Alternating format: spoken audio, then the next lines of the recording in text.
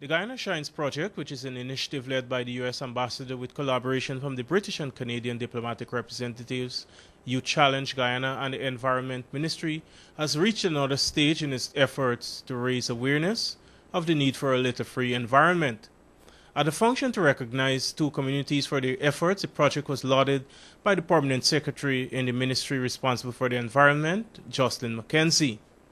Now, what we've also noticed is that the littering and improper disposal of garbage appears to become a culture, and any effort to enhance the environment must ensure that adequate measures are put in place to deal with this scourge and change the behavior of citizens in the various strata of society.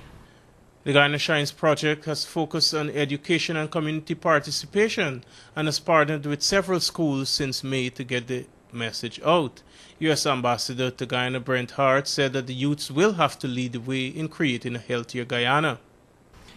We all believe, all of us who are involved in this, that only by educating young people can we truly transform the attitudes of an entire generation to build a cleaner future. Young people can also become change agents because they can talk to their parents, their families, and people in their communities to make the right kinds of environmental choices. Ambassador Hart said that the communities of Lodge and Tocqueville were identified for the Pick It Up campaign, and an evaluation of before and after the exercise saw Tocqueville being adjudged the winner. He was very high in praise for the commitment he saw from the efforts of the two city wards and believes that it can have a domino effect across the nation's capital.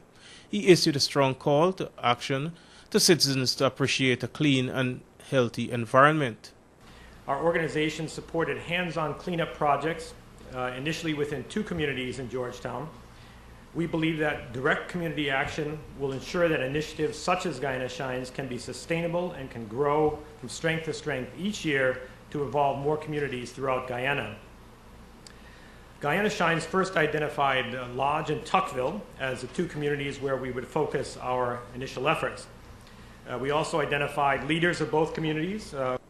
The Guyana Shines Project was launched at St. Margaret's Primary, and the head teacher there, Mrs. Georgiana Lewis, was very blunt in her assessment of the attitudes of those who litter, but she was also positive that there could be change. I often wonder, how come when we leave the shores of Guyana, we understand that we should not litter?